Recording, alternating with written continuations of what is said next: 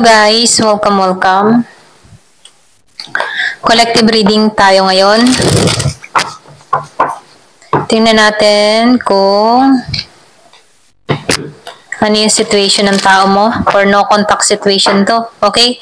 Be open-minded, hindi halos lahat makaresonate. Thank you nga po pala sa mga nag-subscribe. Lalo-lalo na sa mga bumabalik. Marami pong salamat. Give me the message.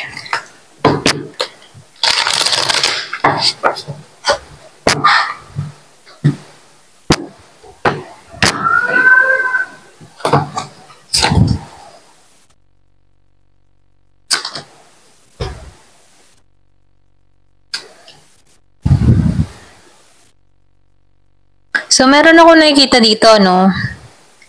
Meron ditong binababa niya na yung guard niya, okay? Para sa sarili niya. So, nakikitaan ko dito, meron ka ditong tao na hindi balanse, okay? Parang nakukuha pa rin yung energy kahapon, okay? So, meron tong, kumbaga yung sitwasyon niya dito ngayon, hindi pa rin maayos, okay? Ito lang yung nakikita ko dito, no? Yung sinabi ko kanina, problemado sa pera, okay, katulad din kahapon. So, ganun pa rin yung energy. So, nakikitaan ko dito, nagmamatigas ka pa rin sa tao na to. Yung iba sa inyo, no? Alam mo yung ginagawa mo, ganun. Alam mo yung pinaninindigan mo, okay? So, nakikitaan ko rin dito, yung iba sa inyo, meron kang tao dito na hindi siya balance, hindi pa umaangat or hindi pa umaayos yung kanyang takbo ng pamumuhay. Pwede rin sabihin meron tong mga kagastusan or meron tong mga, yung bang pera niya napupunta lamang sa kanyang pagtustos, okay? Pwede meron tong karamdaman o meron tong gamot, okay? So, nakikita ko dito na napupunta sa ganun, okay? Yung iba sa inyo, meron ka ditong tao na may sakit. Meron ako nakikita ditong Virgo, Capricorn, Taurus, Gemini, Aquarius, and Libra. Merong Sagittarius, Aries, and Leo. Capricorn, Scorpio, and Pisces. Halos lahat nandito na, no? So, nakikita ko lang dito. Yung bang tipo na before, hindi ka nito pinagtuunan, hindi ka, kumaga dinedma-dedma ka nito. So, ngayon, nakikita ko dito, ganun yung sitwasyon mo. Ikaw ngayon na nandededma dito. Ikaw ngayon dito ang hindi tumitingin, okay? Or hindi namamansin. So, nakikita ko dito na yung bang tipo na naibabangon mo yung sarili mo, okay? So, nakikita ko dito yung paglaya mo sa sitwasyon, paglaya mo sa pagiging stuck, okay? Kumbaga, pinag-aaralan mo na makalaya ka sa ganitong uri ng sitwasyon, sa kinakaharap mo dito sa tao mo. Unti-unti na nadagdagan yung iyong kaalaman, unti-unti na natututo ka sa mga nangyari, okay? Ito lang nafe-feel ko. So, nakikita ko dito, yung iba sa inyo, meron nakatuon sa'yo, okay? Meron pa rin nakamasid, okay? Hindi pa rin to natigil. Kumbaga, updated pa rin to sa mga nangyayari sa'yo. Ito lang nakikita ko. Kumbaga, patuloy pa rin tong tinitingnan kung anong ganap mo. Then, yung iba naman sa inyo, hindi makapagpahinga, okay? Yung iba sa inyo, no, meron kang taong ganun, hindi makapagpahinga. Pwede rin sabihing stress na rin to, okay? Yung isip bagal ng isip siya, tumatakbo yung isip niya kung paano makakasurvive sa kinakaharap niya. Kasi yung iba sa inyo, meron kang tao dito na pwedeng may maintenance, na ininom na gamot, okay? Or pwede rin sabihin na nawala ng trabaho, okay? Kung ano man yung problema ng tao mo na involve yung pera, nakikita ko dito, hindi siya makapagpahinga, okay? Pwede rin sabihin yung iba sa inyo, merong utang, ganyan, Meron kang ganun na tao na may utang, stress siya dito, hindi niya alam kung paano matutustusan to. Kumbaga, parang dagok ito sa kanya. Ito rin nafe-feel ko, no? Kumbaga, mahirap yung sitwasyon na kinakaharap ng tao mo na kinakaya niya, okay? Ito lang yung nakikita ko. So, yun lang yung nakikita ko dito, no? Alam mo, hindi po meron siyang problema dito na hindi niya maalisan, okay? Ito lang yung nakikita ko. malakas yung Taurus. Meron din ditong Pisces. Merong Year of the Dog. Okay? Andito ka sa moment na to, no? Yung iba sa inyo, wow, okay, maganda yung kalagayan mo dito. Umaayos ka, gumaganda ka. Okay yung takbo ng finance mo, no? Yung financial mo. So, nakikitaan ko dito na bumubunga, okay? Bumubunga yung mga pinaghirapan mo. Yung iba sa inyo financially stable, merong Year of the Dragon. Kumbaga nakikitaan ko dito na unti-unti ka nang nakakaahon, unti-unti ka nang nakaka-recover. Maraming humanga sa'yo, okay? Kasi naalisan mo tong sitwasyon na to. Ito rin nakikita ko, no? So, maraming humahanga sa'yo. So, nakikitaan ko rin dito na nagiging kang maayos ang kalagayan mo. Inaasikaso mo yung sarili mo, okay? Kumbaga nakikitaan ko dito yung peace sa'yo. Hawak mo yung oras mo. Merong renewal na nangyayari sa'yo. Masaya ka kung ano meron ka. Ganon. Ganon yung energy mo. Kasi alam mo yung ginagawa mo. Ito rin nakikita ko. Kasi marami kang natutunan dito. So, nakikita ko dito, pinuubaya mo na lang lahat eh. Kumbaga, wala ka ng lakas para alamin din yung mga nangyayari sa tao mo or wala ka ng lakas para rito sa tao mo, okay? Kasi itong tao mo dito,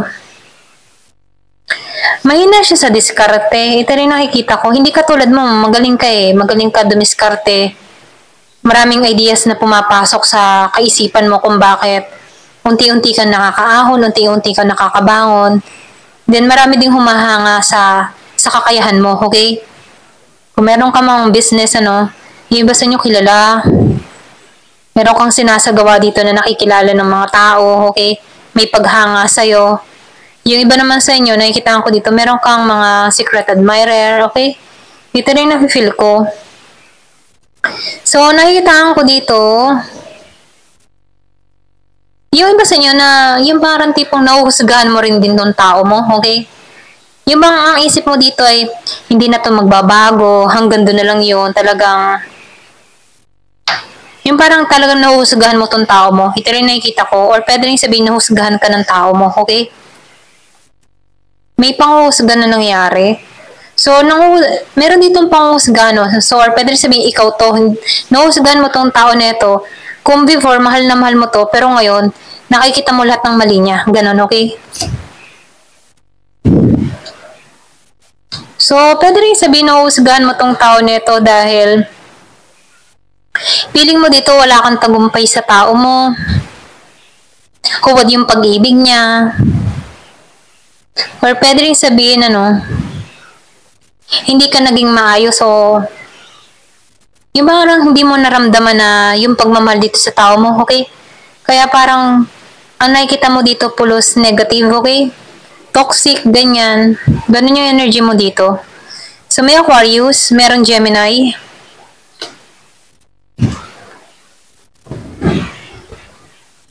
Diba? Ginising ka dito eh. Ito lang nakikita ko, no? May paggising. Meron ditong winasak, okay? Nung umpisa, talagang pinanghinaan ka ng loob dito, no? Ito rin nakikita ko. Pwedeng meron ka mga natuklasan, okay? Wala kang lakas dito sa tao na to, okay? Yung bang tipong tingin mo dito sa tao mo, walang matibay na pundasyon, okay?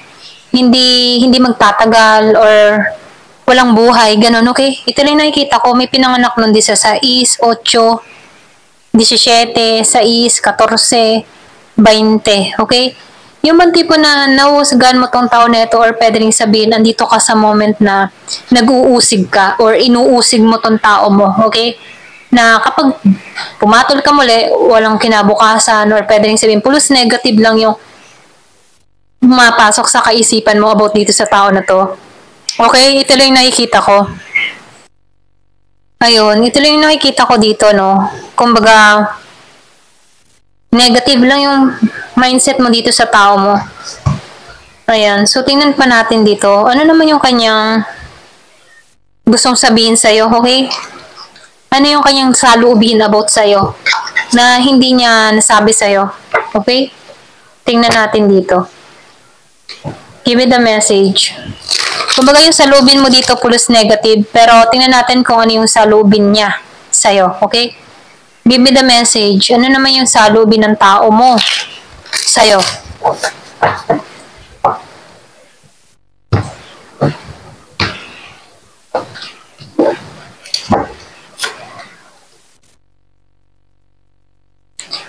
Alam mo yung tipo na ikaw yung nagbigay, yung parang ang saloobin ng tao mo dito, no?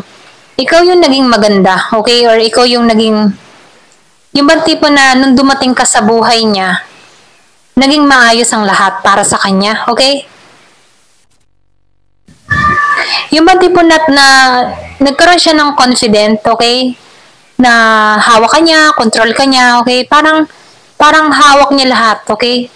Ito yung nakikita ko, parang siya yung nagiging leader sa connection nyo. Ito rin nakikita ko, kaya itong tao na ito, iba ka, okay? Parang dun niya naramdaman na sinusunod mo siya, okay?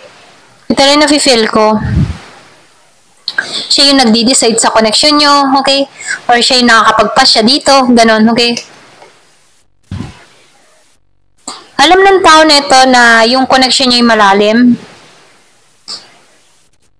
At nararamdaman niya yun, okay? So, nakikita ko dito, alam ng tao mo na special ka para sa kanya. Alam niya ikaw yung perfect para sa kanya. Perfect match para sa kanya. Ganon, okay?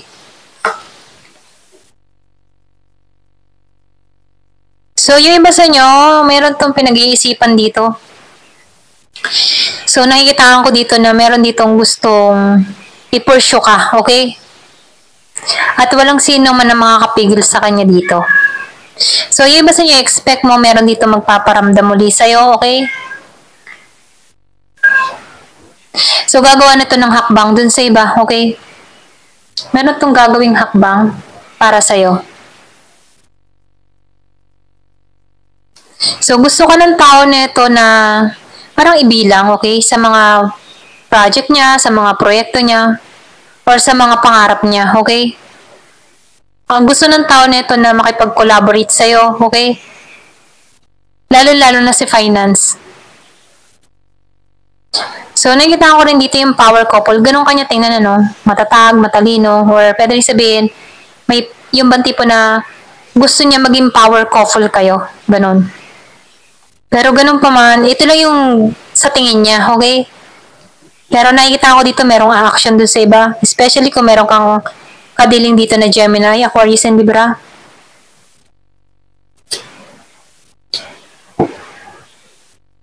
Pero nakikita ko dito, ikaw din yung nag-trigger sa tao na to, okay? Pwedeng merong naungkat na nakaraan dun sa iba. Pwedeng merong kang tao dito na meron ding past relationship na hindi naging maganda, okay? Na hindi niya mapakawalan, okay? Pwede rin sabihin bago ka dumating sa tao nito, meron nauna sa'yo. Or pwedeng nakaramdam din to ng panluloko or niloko siya dito, okay? Na kung sana, no, once na nung dumating ka sa buhay ng tao nito, parang naungkat lahat, okay? So, nakikita ko dito, itong tao nito, nagsisi, okay? Nagsisi sa mga pagkakamali niya na nagawa dito, okay? May pagsisisi siya dito. So, umaasa tong tao na to, okay? Umaasa siya dito na yung bang tipo na umaasa siya na hindi siya nakapagbitaw ng salita sa'yo. Pwedeng yung iba sa inyo meron tong masakit na nasabi sa'yo dahil sa galit, okay? Dahil nakikita ko dito, hindi ka sumang-ayon sa gusto niya mangyari. Kaya meron ditong tao na sumama ang loob mo, okay? Nakapagbitaw to ng salita sa'yo. Kung bakit may pag-iwas ka dito, okay? Pwedeng nasaktan ka dito. Ito rin nakikita ko, meron nasaktan dahil sa salita. So, sa kung ano man yung nasabi. Kumbaga itong tao nito, hindi niya matanggap yung words mo. Na kung saan nakikita ko dito na natapakan mo yung ego niya. So, nakikita ko dito, insecure to pagdating sa'yo. Lalo-lalo na ngayon, dito nagiging kang maayos, matagumpay, nagiging financially stable ka, okay? Maganda yung dayo ng kaperahan mo. So, itong tao na ito, meron siyang insecure sa'yo kasi yung kanya nauubos eh. Ito na nakikita ko, may pagkaubos. So, itong tao mo, buong buhay niya, sinubukan niyang iwasan kung ano yung nasa sa loob niya. Okay? Pwedeng ilang taon kayong hindi nag-usap nito, pero meron siyang, pwedeng iniwasan ka ng tao nito dahil, alam mo yun, parang naapektuhan din siya. So, nakikita ko rin dito, medyo nagigising to, okay? Meron siyang nadidiscover about sa kanyang sarili. Pwedeng meron na itong natatanggalan, mga toxic behavior dun sa iba, okay? Yung iba sa iyo nakikita ko, merong nasa ibang bansa, merong distance sa inyong dalawa. May pinanganak ng 21.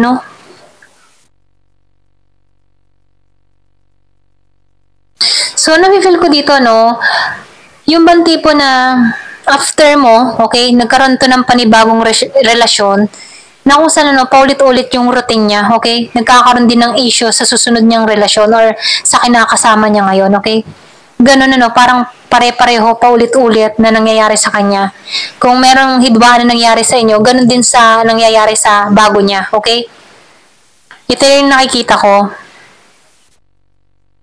Pero ganun pa man, nagsusumikap to na magtagumpay rito. Ito yung nafe-feel ko. Ayan, hanggang dito na lamang po. Thank you for watching. Love and peace.